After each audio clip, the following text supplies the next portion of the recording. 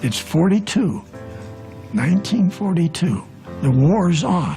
Ricobata, his hobby is sending these Navy operatives into Germany. They've been going all over Germany, and they're staggered at what they found. They found hundreds of different types of advanced weapons being built. These included 60-foot and 250-foot, 500-foot UFOs, round vehicles, okay, UFOs. They built some of these out of chromoly steel that would weigh tons and tons and tons. They had developed, or they had been given, electromagnetic anti-gravitational propulsion. They have all these UFOs, different types of propulsion that were unbelievable, laser weapon systems, unbelievable stuff. All over the country, Germany and the occupied areas, they had massive underground production facilities that they were using, they had developed for regular arms waste, like tanks and places to build Navy ships and all this kind of stuff. Most of it was underground. So they started expanding those facilities, and they put 11 of these UFO-shaped vehicles in production. So the operatives are trying to explain to us, and the admiral would back off and say, "Slow down, I don't believe you." And that went on, and then the captains would say the same thing. The operatives were nice guys, and they knew they were going to get the questions when they got back into the admiral's office, and they knew that nobody was going to believe what they said. So fortunately, the admiral had a typist in there, and the admiral's aide was not in there. He wasn't even cleared to be in there. And one or two of the captains, the admiral and myself, and we were the ones, the only people that this information was given to by the operatives. I want to step sort of back to my job in the Navy there, working for Admiral Ricobata. We talked about my mission, not my job, my mission. It's documented, okay? It's written by the Secretary of the Navy, Forrestal, okay, who became the #1 guy in the military. Then he, like several other people, including our president at that time, were talking to a lot of other people. And so he was supposed to have had a mental breakdown, so they took him to the hospital there in Washington, at the top floor, and pushed him out the window. And so that's the guy that wrote Admiral Ricobata's mission, which has been my mission, came from his. That was the level of this information in the United States. Now, no other country but Germany knew about the extraterrestrials. Nobody did. Now, as this started to unveil the reality of what Germany was doing, it was like the war is going to be over, period. They're going to take the whole planet, and they could do it in 5 minutes. They even had trained a group of soldiers, an entire battalion of them, who were cloned. They had cloned a whole battle group of soldiers. They sent them out front, and they were killing the Russians unbelievably. So it's not just the material, but and advanced medical systems, longer lives. The size and the magnitude of what was taking place was unbelievable to everybody that got involved in the program. The SS found out that people could live longer. So there was another big, massive program given in pieces, brought back by the Navy operatives, plopped it on the table in front of Admiral Ricobata, and of course that ended up with about 24 packages because of the different magnitudes of living longer. And I guess if you ask the question for the Nordics, their comparable lifespans are 1,400 to 2,200 years. But they look exactly like us. There is a study that we did later on at TRW on advanced life systems, extended life. And that program is down now to within less than 2 years. It's going to be available to some people on this planet.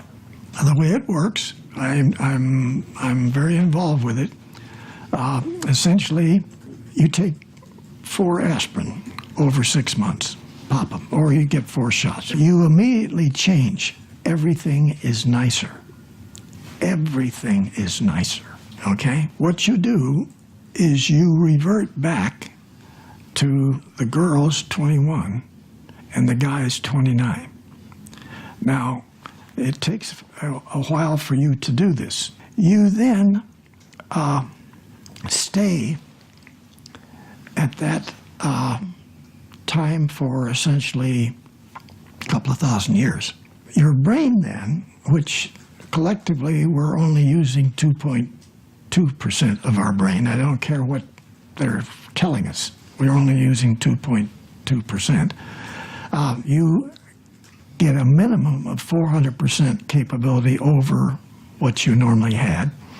And now, what this does is, this allows you to contribute. Allows you to contribute. You go to work for the company here, 20 years, they give you the watch, and you got a couple of 3 years later on, and you're out of the picture.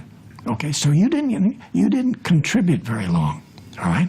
Now, you're living 2,000 years, and you can contribute, and you also can have fun for 2,000 years. And you don't change age. You stay there. 5 of the top medical research groups, just like Scripps right here in San Diego, are involved in this. And there's hundreds of companies involved in this.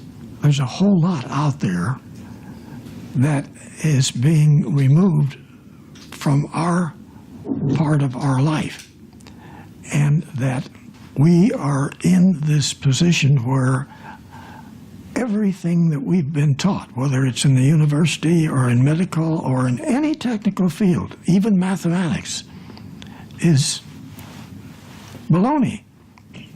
Our entire history, all the way back thousands of years, has been being controlled.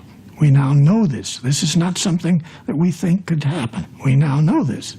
So if you look at countries, you look at the Roman times, and you see, if you take and parallel these events back with that, the Romans were being mind controlled. They had the elite group, and then they had all of the army, and then they had the slaves. And that's where we are now. We're just finding out about this, and we need to fix it. So we had a young girl, Nordic, just outside of Germany. Some people talked to her, and they said, you are now involved in a new program, and you're going to have great support in this program. She had developed, I think she had 8 girls. They were continually talked to telepathically to go and design spaceships. The little blonde actually built them, and eventually 2 of those got over here in Area 51. But Germany found out about the blonde, took her over, stopped everything, and then got to this point where there was some sort of pressurized program by the SS to control that original group. Now, several times they did work together, but Hitler allowed them to operate independently of the whole SS program, the whole development. So we had 2 developments going on in Germany. The girls didn't want their vehicles to be used for anything else but travel. They were afraid that somebody would get a hold of it and they use it for military. which is, of course, what they got. But the girls finally ended up in Antarctica in the large facilities. In fact, the reptilians had 3 massive caverns. They let Germany use 2 small ones. But when you're talking about small, it's like as big as California.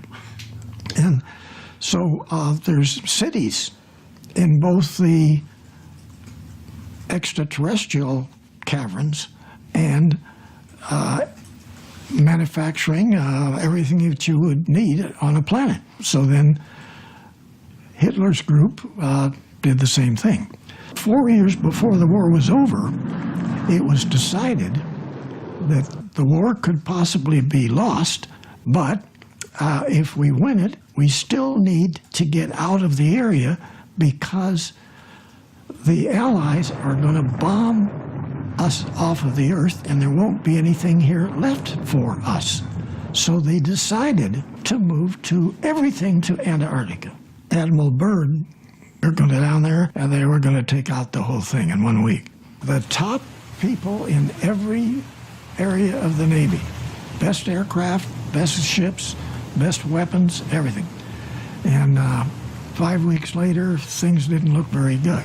When we got down there, they had decided they were going to have one thrust from the west side of Antarctica and then the opposite side coming into both of them towards the center of the continent.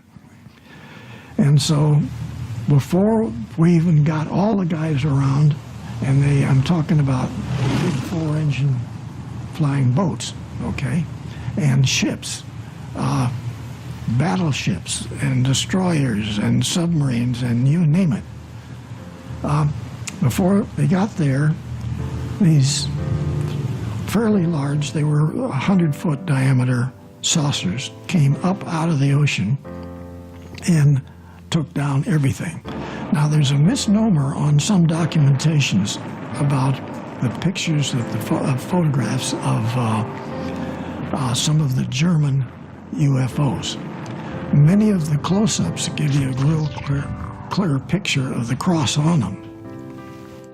What was partially incorrect in that information that's been released was that not all of the vehicles came out from the German side to take out ours, but from the large caverns on the adjacent to them, unmarked UFOs and unmarked cigars came up, which then it was a joint venture by the extraterrestrials that lived there, operated from there, and built the vehicles that went to the moon and Mars and all these other places.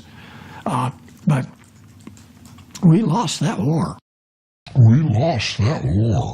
Propulsion that were unbelievable, laser weapon systems, unbelievable stuff. All over the country, Germany and the occupied areas, they had massive underground production facilities that they were using, they had developed for regular arms waste, like tanks and places to build Navy ships and all this kind of stuff. Most of it was underground. So they started expanding those. So fortunately, the Admiral had a typist in there, and the Admiral's aide was not in there. He wasn't even cleared to be in there. And 1 or 2 of the captains, the Admiral and myself. And we were the only people that this information was given to by the operatives. I want to step sort of back to my job in the Navy there working for Admiral Ricabata. We talked about my mission, not my job. Those facilities, and they put 11 of these UFO-shaped vehicles in production. So the operatives are trying to explain to us, and the Admiral would back off and say, "Slow down, I don't believe you." And that went on, and then the captains would say the same thing. The operatives were nice guys, and they knew they were going to get the questions when they got back into the Admiral's office, and they knew that nobody was going to believe what they said. Being built.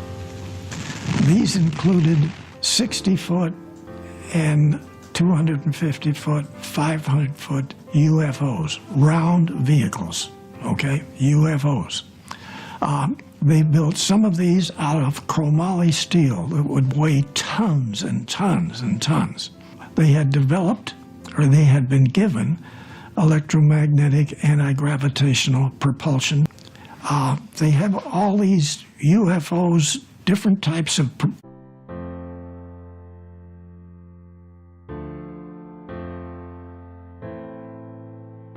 It's 1942. The war's on. Rick Obata, his hobby is sending these Navy operatives into Germany. They've been going all over Germany, and they're staggered at what they found. They found hundreds of different types of advanced weapons being